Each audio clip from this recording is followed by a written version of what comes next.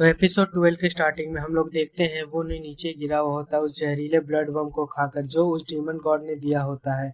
और कैप्टन और वोनी के पास आकर बोलता है, क्या तुम्हारे सीने में ब्लड वर्म बढ़ रहा है? और फिर वह स्माइल करते हुए बोलता है, किसी पंथवादी का वंशज होने का दावा करने वाले किसी व्यक्ति के लिए इस पवित्र अनुष्ठान में इतना संघर्ष करता देख अच्छा नहीं लग रहा है।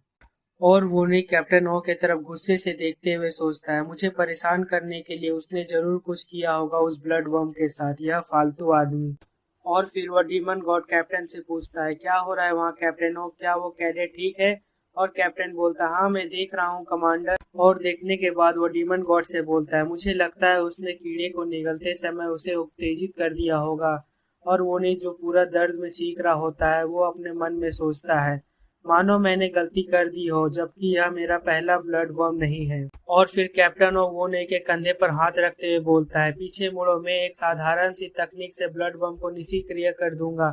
और वह कैप्टन ओ की तरफ देखते हुए बोलता है, क्या आप पर्सनली यह करोगे कैप्टन? और फिर वह कैप्टन ओ चिल्लाते हुए बोलता है, क्या तुमको लगता है कि मैं ऐसा इसलिए कर रहा हूँ क्योंकि मैं ऐसा करना चाहता हूँ? नहीं, ये तुम्हारी गलत फैमिली और तुम्हारे वजह से अन्य कैडेट्स इंतजार कर रहे हैं उस जहरीले ब्लड वर्म को खाने के लिए। चलो अब जल्दी से पीछे मुड़ो। और वो नहीं अपना मन में सोचता है, क्या कैप्टन वो ऐसा नहीं कर रहे थे? और मेरा दर्द पेट के निचले हिस्से तक जा रहा है, यह तो ऐसा लग रहा है जैसे मानो कि अब मैं मर ही जाऊंगा। और कैप्टन वो नहीं के पीठ में उसे मारकर ठीक करने वाला होता है, तभी वो नहीं बोलता है, रुको मैं अब ठीक हूँ, प्लीज पीछे हट जाओ। और वह कैप्टन बोलता है, तुम किस बारे में बात कर रहे हो? बस सामने की ओर देखो कैडेट, यदि तुम्हारा गलत स्थान पर हिट हो गया तो तुम आंतरिक रूप से घायल हो जाओगे। और वह कैप्टन वोने के पीठ में मारने के लिए रेडी होते हुए बोलता है, अपने निचले पेट को तनाव दे। और वो नहीं सोचता, नहीं यह एहसास, ये दर्द तो मेरे फाट की है और यह वैसा ही होना चाहिए, और मैं इस बारे में मैं निश्चित रूप से चाहता हूँ कि मेरे फाट रुके। और वो नहीं फिर एक बार कैप्टन से बोलता है, कृपया पीछे हटे कैप्टन। और जब वह कैप्टन पीछे नहीं हटता है तो वो नहीं उसके सामने ही पाद देता है। तो यार यहाँ पर हम लोग देखते हैं कि इतना कष्ट और पीड़ा उसने एक पाद मारने के लिए सही थी। और फिर जब वो नहीं कैप्टन के सामने पाद देता है तो कैप्टन वो पूरा शौक होते हुए बोलता है, ये क्या था यार? और वो नहीं शर्मिंदा होते हुए कैप्टन से बोलता है, मैंने तो आपको पहले ही बोला था हटने के लिए, लेकिन आप तो हट ही नहीं रहे थे। और फिर वो नहीं पाद मारने के बाद बोलता है, मैं अब ठीक हूँ। और फिर वह सोडम पूरा जोर जोर से हंसने लगती है और वह हंसते हुए उन्हीं से बोलती है, मैं विश्वास नहीं कर सकती कि तुम वहाँ सभी के सामने पाद दिए। और वो उन्हीं सोडम से बोलता है, तुम कब तक मेरे मजाक उड़ाने की योजना बना रही हो? और सोडम हंसते हुए अपना पेट को पकड़कर बोलती है, जितना अधिक मैं इसके बारे में सोचती हूँ मुझे उतनी ही हंसी आती है, और मुझे इस जगह पर बहुत बोरिंग लग रहा था, इसीलिए हंसाने के लिए धन्यवाद। और वो नहीं बोलता है, मुझे यह समझ आ गया कि मैंने कितनी शर्मिंदगी वाली काम की है, इसीलिए रुको अब मुझे बहुत बुरा लग रहा है। और वह सोडम अभी भी हंस रही होती और वह वोनी से बोलती है, मुझे लगा कि तुम इतने दर्द में थे तो मैंने सोचा कि इतना भयानक क्या है तुम्हारे सीने के अंदर, पर क्या ये पाद के कारण था? और वो नहीं बोलता, हाँ वह नहीं बल्कि खून के कीड़े की वजह से था। और फिर वो नहीं सोचता है, मेरे सीने का दर्द पूरी तरह से खत्म हो गया है और मेरे सीने का अकड़न दूर हो गया है, और मानो ऐसा लगता है कि यह एक ताजगी भरा एहसास है।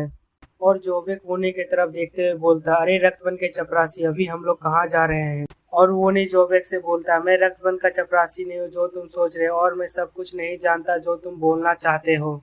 और फिर सोडम वोने की तरफ देखकर सोचते हुए बोलती है, क्या वह भूल गया है कि जीवित रहने के लिए उसने ब्लड वर्म भी निगल लिया है?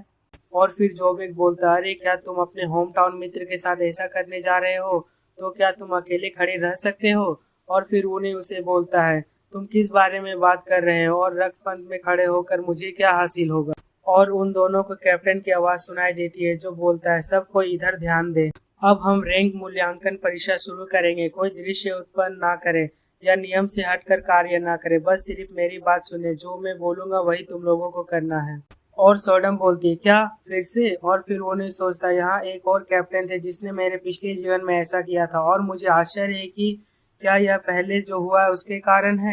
और फिर वह कैप्टन सभी लोगों को चिल्लाते हुए बोलता है, यहाँ बहुत सरल कार्य है, मेरे पीछे जो गुफाएं तुम लोग देख रहे हो, प्रत्येक गुफा में हमारे पंथ के एक परीक्षक होते हैं, तुम लोगों को बस उनसे अपनी प्रतिभा का मूल्यांकन करने की जरूरत है, और जब तुम लोगों का परीक्षण समाप्त हो जाएगा तो तुमको परिणाम के आधार पर उच्च, माध्यम का निम्न बोर्ड प्राप्त होगा। और फिर एक बोर्ड दिखाया जाता है जिसमें रैंक लिखा हुआ होता है, हाई, मीडियम, लो। और फिर वह कैप्टन बोलता है, तुम अच्छे रैंक प्राप्त करने के लिए अपना सर्वश्रेष्ठ प्रयास करना चाहोगे। और इसी के साथ हमारा एपिसोड 12 यहाँ पर ख़त्म हो जाता है। अब मिलते हैं अगले एपिसोड में।